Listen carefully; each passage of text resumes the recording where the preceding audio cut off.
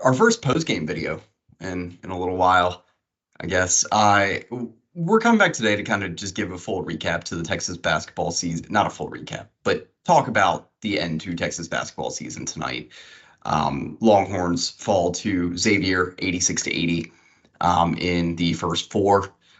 Uh, Texas took, what was it, an 8 point lead into the locker room at halftime, 47-39.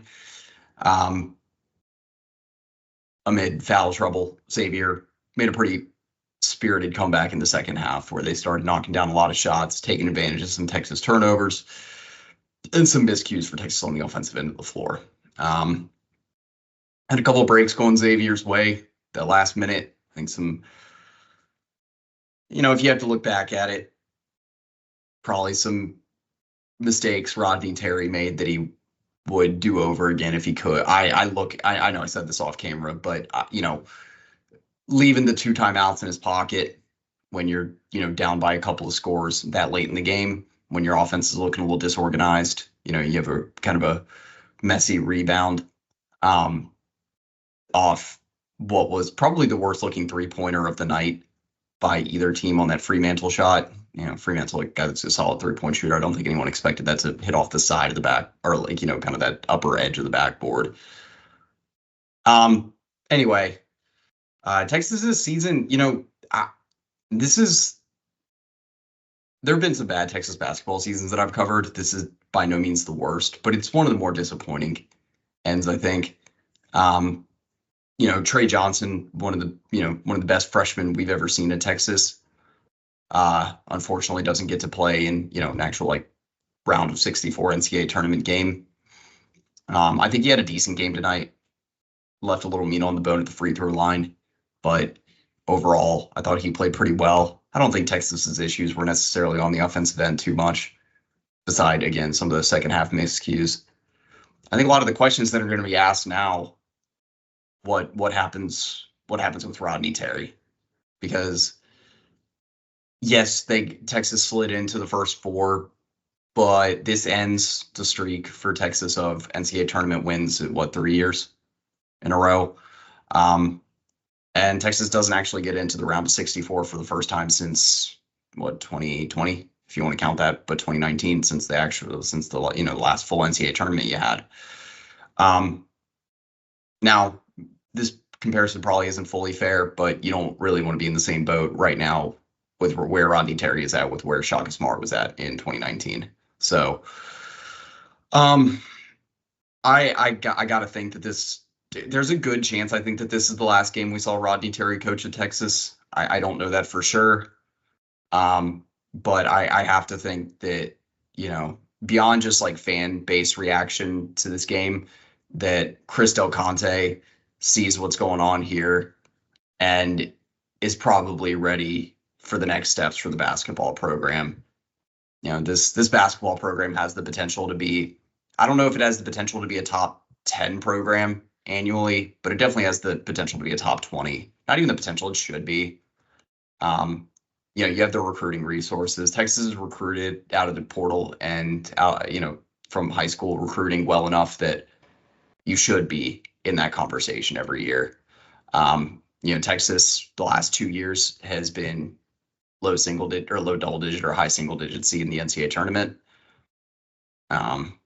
This isn't where the expectation should be at.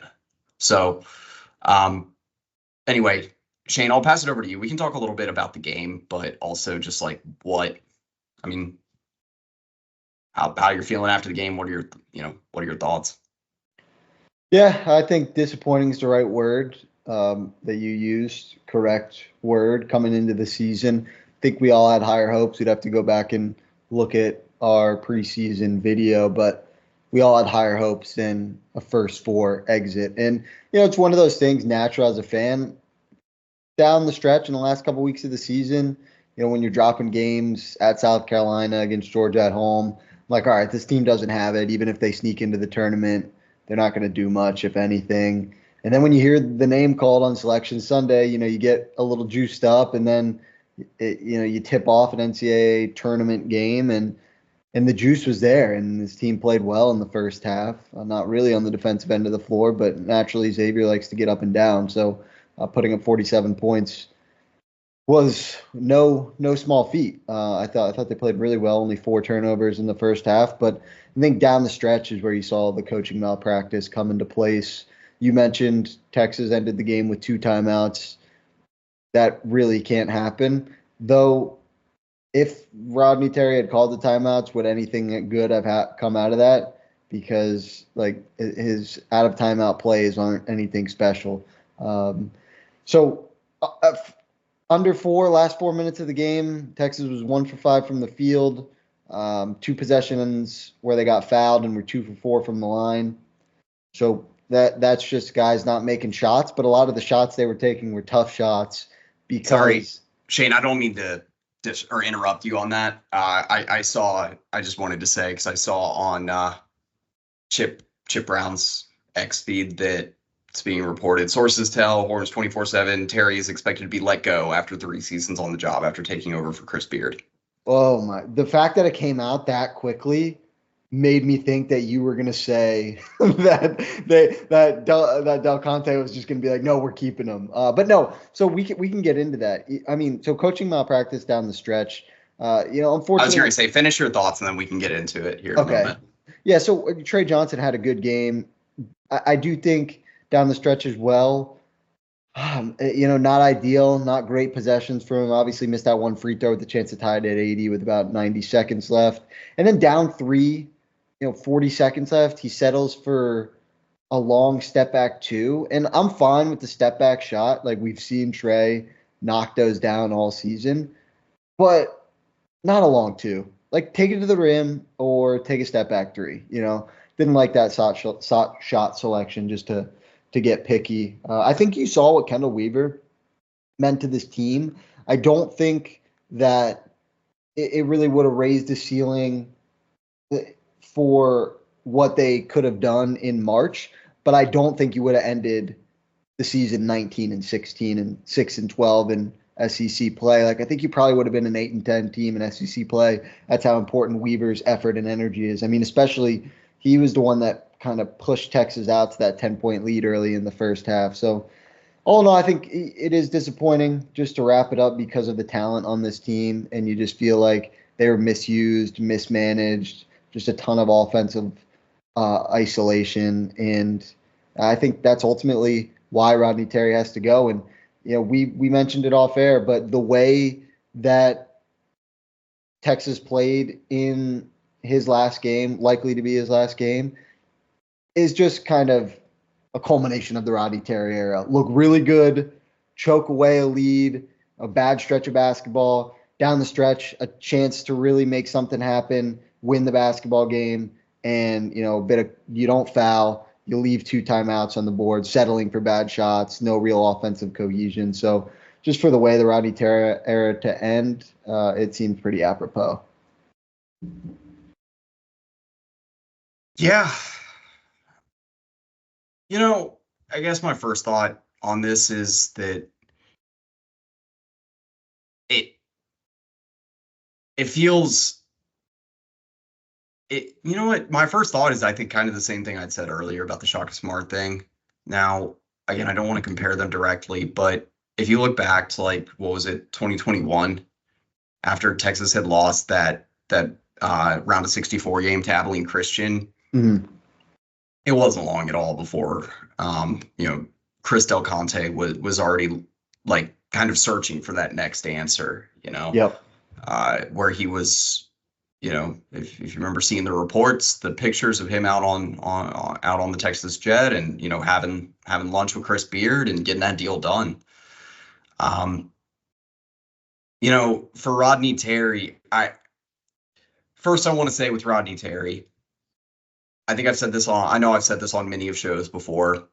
I've done a couple, participated in a few press conferences with RT. I think it's been 3 that I've done while I was at Hook'em Headlines. And he was always one of the nicest coaches I ever dealt with. I don't have much bad to say, nothing bad to say about him as a person. I think he is a very good person. I think he really cares about the players on his team, making sure that, they get to class, that they're doing what they need to off the court, trying to develop them as human beings. And you've seen that. You know Rodney Terry or have heard about him. You believe that. But there's a difference between being a good person and a good basketball coach. I don't think anyone's hiring Rick Pitino because they think he's a good person. So, for Texas, the next steps here, I think that there are still good head coaching candidates out there, but I think that this is going to be a really interesting search because there's, last time Chris Beard, I think, was the pretty obvious candidate after about, what was it, like a day of the coaching job opening up. There was like calls to like John Calipari or other names thrown around there. Billy Donovan's always one that's tossed around. Jay Wright. I think Jay Wright's name is probably going to get thrown around again if it hasn't already. But I think that this is going to be a more interesting one. Like, do you think that there's any names that stick out to you at first thought? I mean, I think there's clearly, I think there's a tier of, there's like a 2-list tier, but to your point, last cycle, it felt like if we're not counting the 2023 cycle where we re-signed Rodney Terry, it felt like Chris Beard was the guy. Here, I think you're going to have the names people throw out just to throw out, Nate Oates, who isn't going to leave. You mentioned Jay Wright, guys like that. I would even say TJ Otzelberger falls into that category. I don't really know why he would leave Iowa State unless you really just, make him like the highest paid coach in college basketball because they're rolling. His roster's pretty young, and he's got another great international recruiting class coming in. So you kind of have that upper tier that I think is unreasonable. And then you go down into the tier where I think Chris Del Conte will make a choice from, which is the, Ben McCollum at Drake, Sean Miller at Xavier, who Texas just lost to, Chris Jans, Mississippi State, Mick Cronin, UCLA. I've always liked the idea of pulling either Billy Donovan or Quinn Snyder from the NBA. So those are another 2 names to watch out for. But I think there's probably a list of about 6 guys that it's likely the hire comes from that short list. Yeah, you had mentioned Ben McCollum just now, right? Yes. Yep. Yeah. I know that he's been kind of a hot name on the coaching market recently. Let me throw out a couple of other names for you, and you give me your thoughts on it. Well, I'll go ahead and say it. Rick Pitino. I don't think it would happen, but I would love it. The only reason he went to St. John's is because Mike Rapoli was like, I'm going to support you financially. And the fact it's gone so well this year, I have no idea why he would leave. He's a Northeast guy through and through. I would love it, though. That'd be great. TJ Otzelberger. Would love it. Don't think he will, but would love it. Grant McCasland. Wouldn't love it as much. It would be funny to steal Tech's coach again. I think McCasland is a pretty good coach, but I do think there are other names. I wouldn't be disappointed with the hire, but there are other names I prefer over Grant. Brad Brownell, sorry. Yeah, I mean, what he's done at Clemson is impressive. And I really thought he had a chance at the Indiana job. But I don't know. There's something, not a lot of juice there. It's hard to, I'm being nitpicky because Brunell and McCasland would be pretty good hires, but I feel like CDC is going to want to shoot for the stars on this, because he's seemingly done that with his other hires, and the only one he didn't do it with was with Rodney Terry, so he's probably like, okay, now I'm really going to take my swing. Okay, I'm going to have 3 names here that I think actually are fairly realistic in different ways. Buzz Williams. People say Buzz Williams. Do you think it would be like a mutual parting of ways, or do you think we could pay? I don't think that we would pay him a lot more. What would be the reason for that move, do you think? I think we would give him a slight bump in pay. Texas just a better job? Yeah, potentially, but also with Buzz I think there would have to be some movement behind the scenes to get an extra push, you could say. Like, yeah, I mean, Like it give him wouldn't some be the GM control type thing or something. Let him really run the program. Yeah, I mean, part of that. Yeah, that's fair. I guess Buzz, it would be more of an uphill because like you're not gonna throw him the bag that you threw to Schloss, like at least Exactly. relatively. Yeah. Bruce Pearl. Would love it. I would love a Bruce Pearl hire. Don't see why he leaves Auburn. It's crazy. Like, do people Okay, talk? well, Oh, go it's ahead. worth giving Bruce Pearl a good amount of money. Oh, definitely. Yes. Because what I was just going to say is people don't talk about like Auburn was nothing in college basketball until Bruce Pearl got there. And now he's turned them into like a perennial Final Four team. Like I know they only made the Final Four once, but Yeah. like top 4 seed type program, which is absolutely insane. Hell of a coach. Yeah. Scott Drew. Great coach. I think it's easy to be down on him after this season. He's still a 9 seed. How old is Scott Drew? He is 54. Yeah. All right. 54. I'm in. I thought he was like 60. 54. Scott. Yeah. Scott Drew. I'm in. I'm in on Scott Drew. He was a name mentioned in the last coaching search. I know Texas had reached out to and just now maybe a more he may be a more realistic get now. I still don't think Baylor would ever want to let him go because he is the Baylor Bears basketball program. But it was going to be hard to brought a get him. national championship there. Yeah, after Baylor was another program that was absolutely 2021. nothing until Scott Drew got there in the early 2000s. But it would have been harder to pull him away after like his success, like Yeah, I mean, 2020, 2021, 2022. But now he's hit a little bit of a lull, so potentially could be like a parting of ways type thing, or he wants greener pastures. wait, yeah, let's hold off on the lull conversation until like until we get through the tournament a little bit. I don't Yeah, know.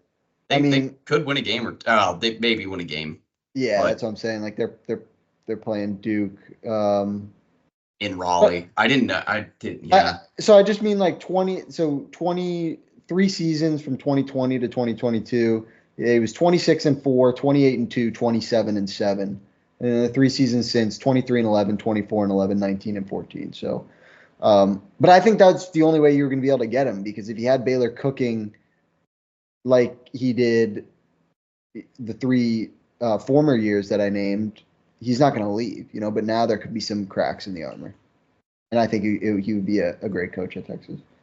You need someone who's going to energize the program, Like Chris Beard had the program energized. I think winning naturally will do that. But you also need someone who can be like a little bit of a rah-rah type guy and rally the fan base. Bruce Pearl to me is like kind of on that borderline between like a realistic and a home run candidate. Because like again, it depends on how Auburn does this postseason. Yeah. I don't like yeah. if they I mean they're a 1 seed, they could win it all. They got a National Player of the Year contender in Janai Broom and or finalist, I should say. And yeah, so but let me throw out let's go 3 other potential home run names out there. Billy Donovan, we mentioned already. Yep. Jay Wright. Yeah, that's not going to happen. It would be awesome. That would be my number 1 choice. It's Urban Meyer without the issues. Yeah, it's like the same thing. It will. Yeah, he's not going to ever coach again. You don't think Jay Wright's ever going to coach again? No. You don't? Okay. Yeah, he doesn't seem to have the itch as much as like an Urban Meyer with football. Yeah, I think he likes his gig and sees that he was definitely in that era of molding and developing players, and I think he could definitely have a ton of success in this era, but good for him. He didn't want to deal with it, and so he walked away gracefully as a two-time national champion. So yeah, I don't think he's Yep. coming back. Could see him like maybe doing some like USA basketball stuff, but Yeah. but nothing full time. The third one I would throw out there is a potential home run candidate that I remember seeing attached to the Indiana job. It's again home run, not realistic, Ooh. but Brad Stevens. Yeah, that would be sweet. I mean, yeah, that would that would be pretty sweet. But yeah, I don't think Texas has. I'll be honest, unless Texas really put everything into this, I don't think they have the money for it. Like, yeah, I think to lure Brad Stevens away from an NBA title contender, like he choosingly kind of stepped away from being the Celtics head coach. yeah. He would really, really want to have the itch to go back to college to do that. But it's a fun thought. I mean, again, probably not going to happen. But yeah, I'd say that you got a group of like you got your on the rise tier that we talked about. Like the Ben McCollums of the world. I don't think Darian DeVries was a good enough coach necessarily to take this job yet. The Texas job. Yeah. Yeah, I wouldn't. I think it's a good hire for Indiana. He's like a lunch pail guy. They need to kind of get back to their roots, but I don't think. I think Del Conte is going to want to make a splash, and that's why I don't think it'll be Ben McCollum. Though Ben McCollum is proven to be such a winner and such a good coach that I wouldn't mind it to be Ben McCollum. But I think Maybe Tony Bennett has the itch to come out of retirement. Honestly, after what he did to Virginia, like. You don't really want that, honestly. Yeah, I don't like Larinaga. I mean, obviously Larinaga's way older, but both of them like kick rocks. That's foul. That's Like foul. the only one you would be like, yes, if they said they wanted to come back as Coach K, because anyone would say yes to that. That would be hilarious. That would be very funny. Yeah. But no, I mean there's still a solid bench of coaches out there that I think Texas could still look at. And the timing of everything is tough because you got a portal that opens up pretty much right away. Like you've already seen Tucker DeVries go with, I mean, it's obvious it's his dad. So like obviously he's going with him and he still has a year of eligibility. But you also saw, I actually did an article on it today, was it Jonathan Powell, like a promising freshman at West Virginia that it could be fine. You don't know that for sure, but like he was recruited to West Virginia by DeVries, so he might be headed over to Indiana. I mean, yeah. So you see these situations that like certain players, are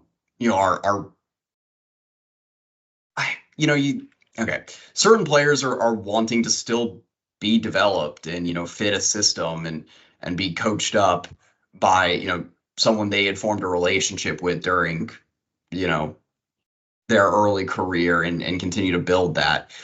I think for college hoops with the current transfer portal calendar, Yep. you have a hard time finding a head coaching hire that can really knock things out right away unless they can really assemble. You know what? I don't know a good way to put that, but like basically what I'm saying is that if Texas were to go out and find I'm forgetting the former Brooklyn Nets head coach. I think he's back with another team now. Anyway, let's say you go out and get Billy Donovan, right? You're going to find players to come in and form a solid roster, but the first year might be a little rocky. With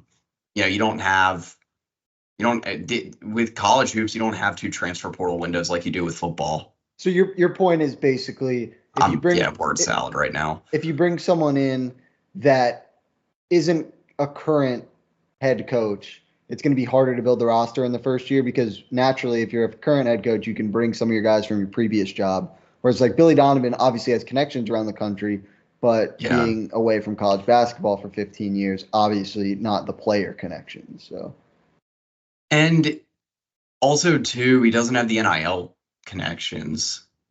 Yeah. I think there's a certain process that like a coaching search takes so close to the end of the season or around this postseason, that I think it's gonna it's gonna be tough to really draw out a patient short list, because I mean this move is gonna happen quickly. Like it's gonna. Yeah.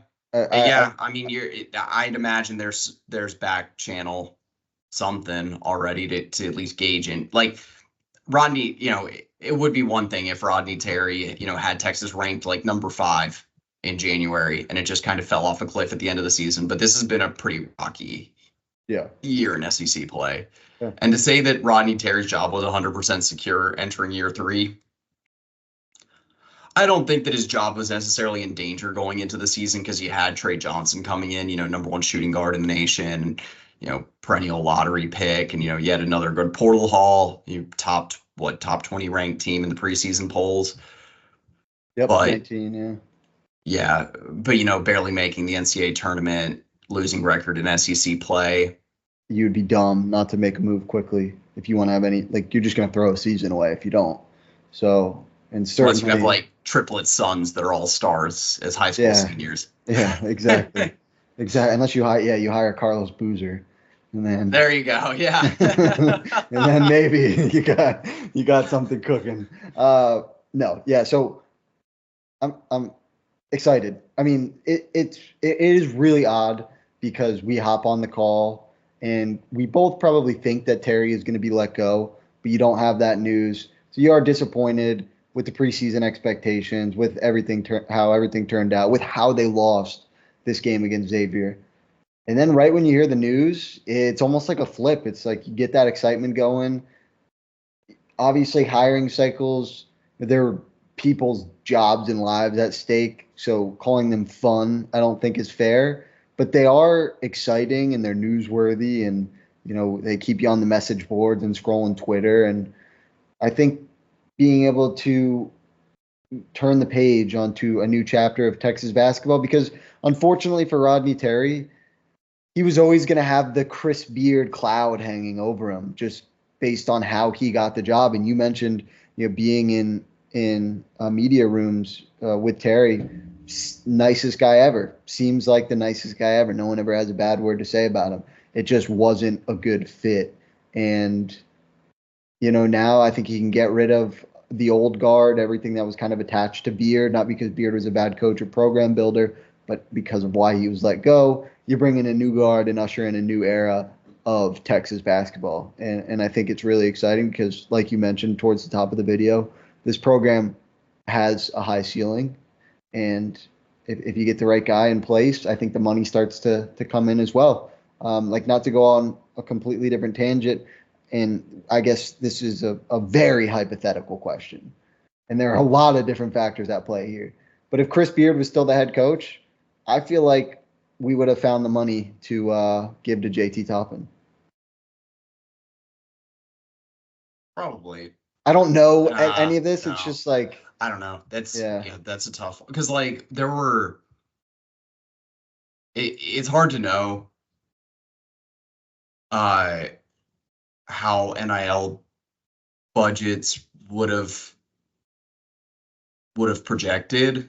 Yeah. But anyway, yeah. Yeah, purely hypothetical. I think, sorry to close out, my point is that Rodney Terry, he's not a great in-game head coach, not great on the offensive end, but he was fighting a bit of an uphill battle. He was. And, I said this about Rodney Terry at the beginning, that like, I spoke on him from what I know of him, heard about him as a person. And, he led Texas to the Elite Eight for the first time in what, like a decade, a couple of years ago. Yep. And, still won an NCAA tournament game last year.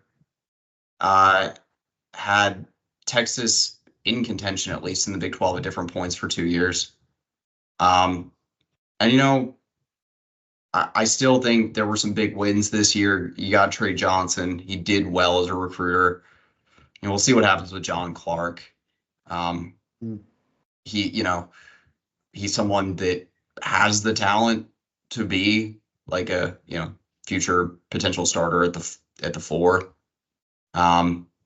But I think that overall that this team, this program is ready to kind of start being at the level that a lot of the other athletic programs are competing at. Yeah, it's hard too, because especially with women's basketball right now, being a number 1 seed, men's just hasn't it just hasn't kept. I don't want to say held up its end of the bargain, but yeah, men's basketball, I gotta feel like you gotta inject some of the life back into the Moody Center. Yeah. Anyway, that's my spiel. All right. I think he's going to hire a really good head coach. I just hope that if he gets some no's from guys like a Scott Drew and an Otzelberger turns him down, and then you're kind of looking through, I hope he doesn't overlook a guy like Ben McCollum just for a big name that maybe wouldn't be as good of a fit for the job. But I think the hire is going to be someone that the fan base says, like, yes, this is a good hire. I don't think there's going to be any split, really. Whenever it is announced. Yeah. To be fair, outside of the Rodney Terry hire, I can't remember a time when Texas basketball fans were disappointed by a head coaching hire. There was a lot of excitement around. I mean, you go way back few decades. Rick Barnes, I know, older Texas basketball fans had a lot of support behind what he was doing in the early to mid 2000s. And, you had Shaka Smart coming off all his success that he had in the mid majors. And Chris Beard, leading Tech to the point that he did in the late teens. And then, I got to think that whatever the next hire is will be someone that sorry, my mic almost flipped over. I think the next hire's got to be someone that, like you said, a lot of energy, a lot of excitement. But these are all, like, I guess these are all things that, like, you would hope for given the recent hires by CDC. So yeah, I don't know if it's going to be to the degree of like a rage inspiring hire, like from an A&M, like Jim Schlossnagle. But I think that Texas, yeah, I'll leave it there. They got a good bench of candidates to go after. So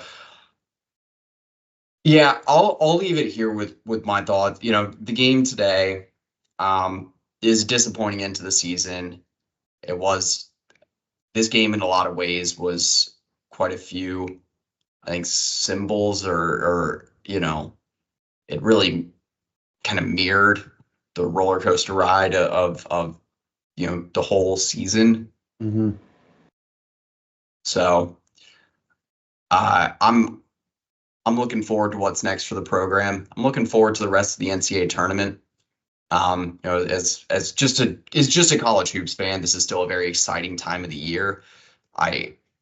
Even though for Texas the season ended today, and this was the end of watching Trey Johnson, and you don't get to see Longhorns win an NCAA tournament game this postseason. But I'm still excited for covering college hoops here for the next few weeks, seeing what happens with the SEC,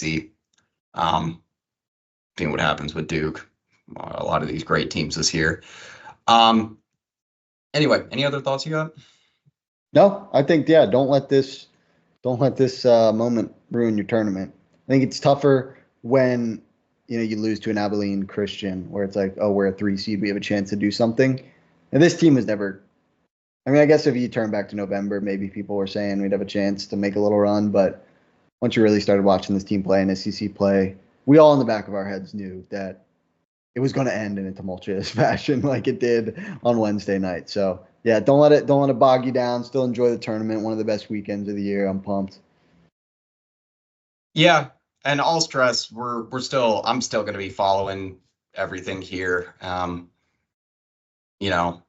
think that this off season is going to be just like kind of I think this off season is just going to kind of be like a bubble that just keeps on building because you're going to have, I don't know.